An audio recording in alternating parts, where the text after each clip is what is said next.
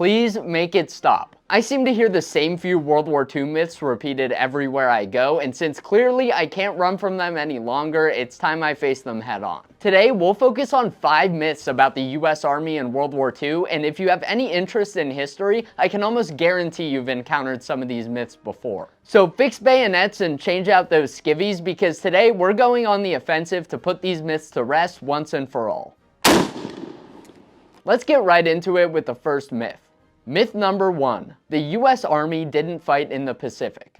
When most people picture US troops fighting in the Pacific during World War II, they picture Marines. After all, the Marines handled the Pacific while the Army was busy fighting in Europe and North Africa, right? Wrong.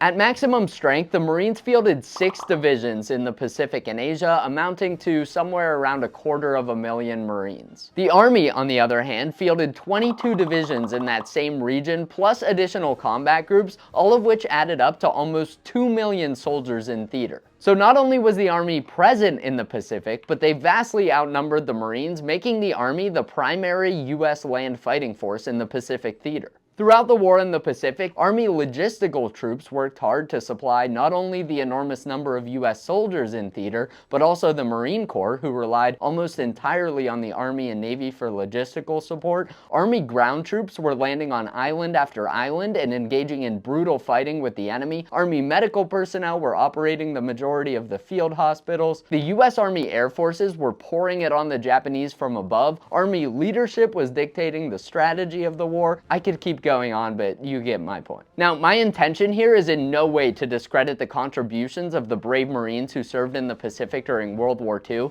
In fact, it's my opinion that the efforts of both the Army and the Marines are often underrepresented and not given the spotlight they deserve. Okay, so if the Army had more troops in the Pacific than the Marines and did more of the fighting, why do so many people associate the Devil Dogs with the Pacific theater? Well, I think there are 4 main reasons for this. First, the Marines had better PR than the Army. Even during the war, many of the headlines about the Pacific focused on the Marines. The Marines had built up a reputation for being this elite outfit of fighters, and stories of this relatively small group of elite US troops hammering the Japanese made for great reading on the home front. History News Network has a great article about the US Army in the Pacific, and it includes some quotes from US Army soldiers about the media frenzy surrounding the Marines at the time. US Army Major General Oscar Griswold is quoted as saying, "Out here, mention is seldom seen of the achievements of the Army ground troops, whereas the Marines are blown up to the skies." There was even one junior officer in the US Army who wrote this in a letter to his family.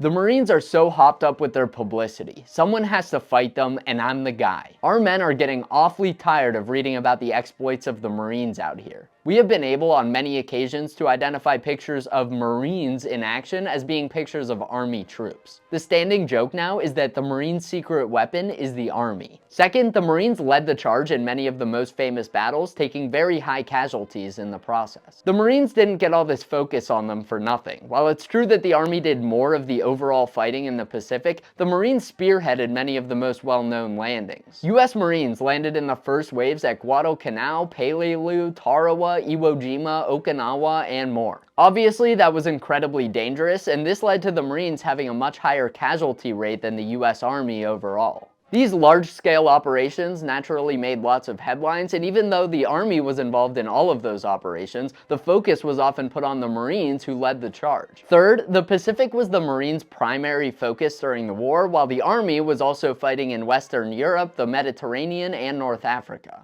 There were exceptions, but the Marines were almost exclusively involved in fighting the Japanese during the war, while the Army was also fighting Germany and Italy. Given what we've covered about how much the public heard about the Marines fighting in the Pacific, it makes sense that many people started to associate the Marines with fighting the Japanese and the Army with fighting the other Axis countries. And fourth, Hollywood loves the Marines. I mean, who could blame them? The Marines are badass and they fought in a lot of high-profile battles. But there's been way more media produced over the years about the Marines fighting in the Pacific than the Army. Gung-Ho, Sands of Iwo Jima, the Pacific, Flags of Our Fathers, and Wind Talkers are just a few famous examples from the big screen. The US Army and the Marines both contributed heavily to the fighting in the Pacific, so next time you hear someone repeat this myth that the Marines did it all, make sure to set them straight. This next myth is so popular that I often hear people talk about it like it's just common knowledge. Myth number 2, the US Sherman tanks sucked in comparison to the superior German tanks. People often imagine the M4 Sherman as this puny little tank that was far outclassed by German tanks and turned into a flaming death trap anytime you shot at it. And frankly, I won't stand for this Sherman tank slander any longer. Sure, the Sherman tank wasn't perfect, but it was one of the most effective and impactful tank designs in history. I think there are 3 main reasons why the Sherman tank is so widely discredited these days. I'm not planning to have a list of reasons for every myth, that's just how it's working out so far. First, many people only focus on early versions of the Sherman, which did have some issues. The biggest issue people tend to focus on is their reputation for catching fire when they were hit by the enemy. This was somewhat of a problem early on, but the military fixed it relatively quickly by moving the ammo racks and adding wet ammo stowage. Wet stowage refers to liquid-filled bladders that would help prevent fires if the ammo racks were hit. This didn't make it impossible for Shermans to catch fire, but it significantly reduced burn rates. Even before that change though, Shermans didn't really burn at a way higher rate than other tanks of the period like many people think. That problem certainly wasn't unique to the Sherman. Plus, a penetrating hit bad enough to set the ammo on fire likely would have put the tank out of action even if it didn't catch fire. Later versions of the Sherman also had thicker armor and other improvements that helped even more. Even among Shermans that did burn during the war, the crew members were often able to safely bail out before the flames consumed the tank. Especially with those changes made during the war, Sherman tanks weren't Tommy cookers like many people say any more than German tanks were kraut roasters. Second, people put too much emphasis on tank versus tank comparisons. Don't get me wrong, just like any other World War II nerd, I love looking at the stats of one tank in comparison to another because I find it interesting,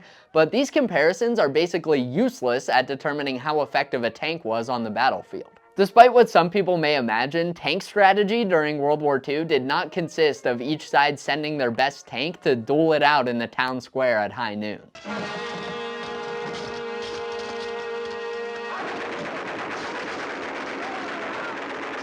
Tanks often worked hand in hand with the infantry to assault enemy positions, and even though, of course, tanks did encounter other tanks at times, enemy tanks only made up about 15% of the targets fired upon by US tanks during the war, according to a US Army report. The majority of targets were things like buildings, fortifications, enemy personnel, anti-tank guns, other vehicles, etc. In addition to the fact that it was somewhat rare for these tanks to actually be duking it out with one another, these comparisons are often super unrealistic and stacked against the Sherman. Oh, you're telling me the Sherman medium tank had thinner armor and a smaller gun than the German King Tiger heavy tank? Well, that must mean the Sherman was a terrible design. Sorry, I'm kind of laying the sarcasm on thick today, but that is a real conclusion I see people make from that comparison, and it's just nonsense. Many of the tanks that the Sherman is often directly compared to were not in the same class and were not frequently encountered by Shermans. For example, many people say there are only 3 verified cases of US troops encountering German Tiger 1s from Normandy through the end of the war. Those numbers are really hard to hammer down though because US troops were really bad at identifying German tanks and would often report other German tanks as being Tigers. In any case, German heavy tanks like Tigers and even Panthers weren't all that common on the battlefield, and comparing them directly to the Sherman in the ways that many people do is just silly. Medium tanks like the Sherman were built for mobility and support, not for tank duels. The German heavies were behemoths built around a completely different doctrine. Now that I think about it, maybe we should have designed some other type of vehicle designed specifically to destroy those German tanks. We could call it like a destroyer tank or something along those lines. Nah, that's a stupid idea. It makes a bit more sense to compare the Sherman to something a bit more common and similar, like the Panzer IV, but even then, it's not like those tanks were dueling all the time or something. And third, the Sherman's German counterparts have developed larger-than-life reputations. In addition to German heavy tanks not being super common on the battlefield, they often weren't that great. In fact, that's one of the reasons they weren't all that common on the battlefield. They often didn't even make it there due to mechanical failure. The Sherman was a great vehicle that was fairly reliable and easy to maintain. While the US was making simple, practical tanks that were effective on the battlefield, the Germans were busy trying to design the largest and most complicated tanks in history. And believe it or not, it didn't exactly pay off for them. People often share these sayings like, the Tiger was as good as 5 Shermans, but the Americans always had 6 of them. There's even an entire subreddit called r/Sherman economy dedicated to tracking these wild comparisons of how many Shermans equal 1 German tank. Here in the real world, the later war variants of the Shermans with 76mm guns had plenty of power to knock out those big bad German tanks, and in many cases, even the 75mm guns were plenty to do the job depending on the circumstance. I even found one period report of a measly M8 Greyhound knocking out a German Tiger tank with its 37mm gun. Although, like I said, US troops were notoriously bad at identifying German tank models, so it could have been something else. These German tanks are often viewed as superior to Shermans today, but even a German Tiger tank with an 88mm gun didn't have the range to knock out US tanks from the ditch that it broke down in 10 miles behind the line. So no, the Sherman tank did not suck. It wasn't made to max out its dueling stats on paper, it was made to win the war. The Sherman was versatile, reliable, easy to produce and maintain, and just overall more effective than most of the German tanks that people put on a pedestal today. Real quick, if you guys are enjoying this, check right now to make sure you're subscribed to World War Wisdom so you don't miss more videos like this. Okay, now let's keep cruising along with the next myth. Myth number 3, the US Army banned camo uniforms because they were too similar to the German camouflage. According to this myth, the US Army issued out camo uniforms to some soldiers in Europe, but then had to stop using the uniforms entirely due to a high number of reported friendly fire incidents in which US troops shot their own comrades who were wearing camouflage because they thought they were Germans. To bust this myth, let's break it down into smaller pieces. First, did the Army issue camouflage uniforms in Europe? Yes, a test batch of frogskin camo fatigues were issued out to some US soldiers in the summer of 1944. These uniforms were mainly used by troops in the 2nd Armored Division, but they were also used by some troops in the 2nd and 30th Infantry Divisions. To be clear, these were not the same as the iconic camouflage uniforms worn by Marines in the Pacific. Okay, next, were US troops being mistaken for Germans because of these uniforms and shot by friendlies? No. We have no evidence that this ever happened to anyone. Now, of course, with all the fighting that was going on, it's impossible for me to conclusively say that this never once happened, but there were never any reports of this, and it definitely didn't happen on a large scale like some people think. The YouTube channel World War II TV has a great video discussing this myth, and in their video they mentioned that there were reports of friendly fire incidents caused by US uniforms that look like German ones, but not the camo fatigues. Reportedly, there were friendly fire incidents in Normandy caused by the new solid-colored dark green fatigue uniforms and possibly the M43 field jacket as well. The darker color and longer cut of these uniforms made them look much more like the German uniforms than the previous M41 jacket, which was easily recognizable due to its light color and waist length.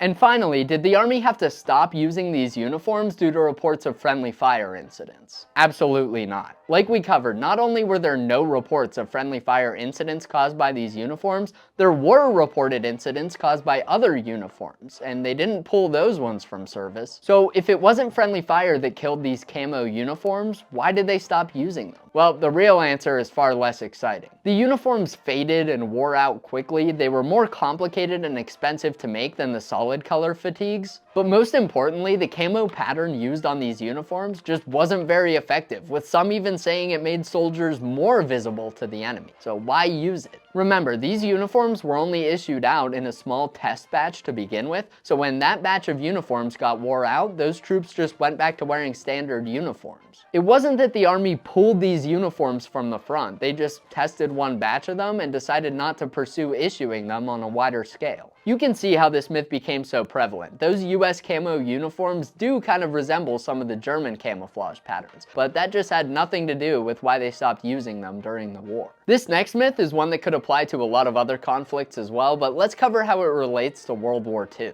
Myth number 4, the airborne and other elite Army units did all the heavy lifting. The airborne, the Rangers, the 1st Special Service Force, clearly these are the elite troops that won the war by themselves. Forget about the other 99% of the US Army. Now, I won't pretend not to understand why so much focus is put on these specialized World War II units, even though they made up such a small percentage of the fighting force. They were unique. They're super interesting. Of course, a unit like the 101st Airborne Division, who were specially trained to jump out of planes, used custom-made gear and equipment, and took part in some of the war's most famous battles, is going to stand out from the Army's 68 Standard Infantry Divisions. Those Standard Infantry Divisions can all start to blend together in some people's mind, but they were the backbone of the US Army. From the Philippines to Sicily to the Hurtgen Forest, conventional US GIs were face-to-face with the enemy day in and day out, mounting attacks, repelling enemy assaults, and just holding the line. The specialized units I mentioned were often reserved and sent out on specific missions, and because of that, they get a lot more attention than the regular GIs who were out living on the line. The airborne, for example, made up around 18% of the US troops who invaded occupied France on D-Day, and as more and more soldiers poured into the beaches in the following days, that percentage dropped significantly. Those paratroopers had a very important and dangerous job, but that job wasn't to go win the war by themselves or something. I think in some people's mind, the airborne has started to outshine the rest of the Army troops who took part in that battle. The airborne kicked open the door to France so the rest of the Army could pour in and get in the fight. It's a similar story with the Army Rangers. They also had very crucial and dangerous missions on D-Day, and they fought bravely, suffering many casualties in the process. The Rangers were an even smaller force, though, making up roughly 1% of the US Army troops who landed on D-Day. Similar to what we covered with the Marines, the inflated perception of these units is in large part due to pop culture overexposure. In addition to just being unique, these units and the missions they took part in often lend themselves perfectly to creating narratives for books, movies, and video games. A relatively small, specialized group taking on a dangerous, high-risk mission that can be resolved fairly quickly is like the perfect narrative formula.